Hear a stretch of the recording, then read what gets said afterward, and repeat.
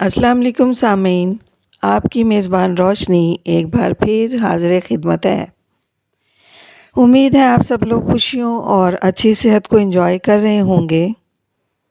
سامعین، میں نے اپنی گزشتہ ویڈیوز میں آپ کو 13، 14 اور 15 اگست کی کچھ خاص باتیں بتائیں، اور آج کی ویڈیو میں باقاعدہ ریئل سٹوریز یعنی سچی کہانیوں کا آغاز کر رہی ہوں، تاکہ آپ سب کو یہ معلوم ہو جائے کہ ان تمام حالات و واقعات کا عام انسان کی زندگی پر کیا اثر ہوا۔ اس سلسلے میں میں سب سے پہلے اپنی امی کی کہانی سناؤں گی، تو آئیے شروع کرتے ہیں۔ جس وقت پاکستان بنا، میری امی کی عمر 7 سال تھی۔ میرے نانا کی 5 بیٹیاں اور 2 بیٹے تھے۔ بڑی بیٹی کے بعد ہونے والی 3 بیٹیاں بچپن میں ہی وفات پا گئیں۔ پھر میری امی کی پیدائش ہوئی۔ میرے نانا کرت پور ضلع بجنور کے رہائشی تھے، لیکن دہلی کے طبیہ کالج میں ملازمت کی وجہ سے دہلی میں رہتے تھے۔ ان کے بڑے بیٹے BA تک تعلیم حاصل کر کے لاہور کے ٹیلی فون ایکسچینج میں جاب کر رہے تھے اور ایک اچھی پوسٹ پر تھے، اسی لیے لاہور میں ہی رہائش پذیر تھے۔ میری امی سب بہن بھائیوں سے چھوٹی اور بہت زیادہ لاڈلی تھیں۔ بڑی بہن کی شادی ہو چکی تھی۔ نانا جان کو قائد اعظم کی باتیں کرتے دیکھتی تو ان کو دیکھنے کا بہت شوق ہوتا۔ ایک مرتبہ قائد اعظم طبیہ کالج میں جلسے کے لیے آئے تو ضد کر کے نانا جان کے ساتھ گئیں اور دور سے ہی قائد اعظم کو دیکھا۔ پھر جب پاکستان کا اعلان ہونے والا تھا، حالات آہستہ آہستہ خراب ہونے لگے۔ صدیوں سے اکٹھے رہنے والے ایک ہی محلے کے لوگوں کی آنکھوں میں خون اتر آیا۔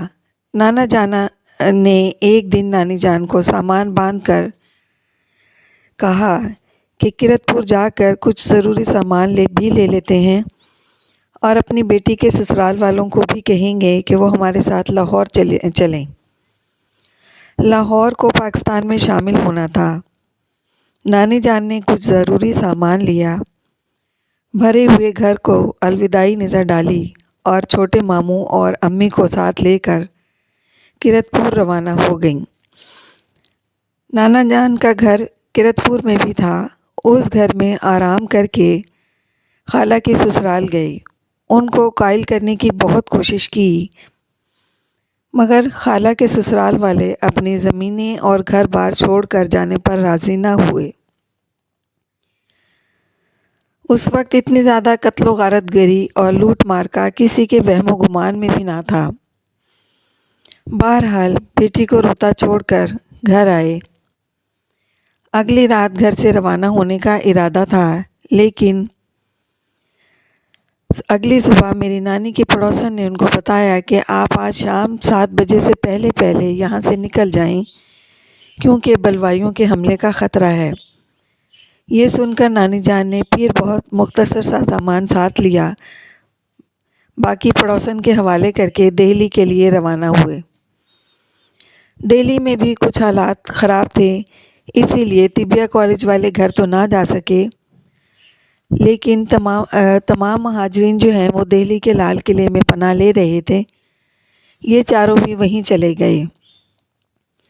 وہاں مہاجرین کے کھانے پینے کا انتظام تھا، مگر کسی نے دشمنی کی اور اس کھانے میں زہر ملا دیا۔ بہت سے لوگ وہیں تڑپ کر شہید ہو گئے۔ پہلے ہی اپنے گھروں سے لٹ پٹ کر زخموں سے چور ہو کر آئے تھے، انہیں پاک سرزمین پر آنا نصیب نہ ہوا۔ میری نانی جان اپنے ساتھ مچھلی کا سالن اور روٹی بنا کر لائی تھیں، اسی لیے انہوں نے وہاں سے کھانا نہ لیا اور نقصان سے بچ گئے، اور پھر آرمی کی گاڑیوں میں سوار ہو کر اسٹیشن پہنچے۔ بہت برا حال تھا، ٹرین فل بھری ہوئی تھی، قدم رکھنے کو جگہ نہ تھی۔ ٹرین کی چھتوں تک لوگ سوار تھے، بڑی مشکل سے ٹرین پر سوار ہوئے۔ میرے چھوٹے ماموں پانی کی بوتل بھرنے ٹرین سے اترے اور پھر سوار نہ ہو سکے۔ گاڑی روانہ ہو گئی۔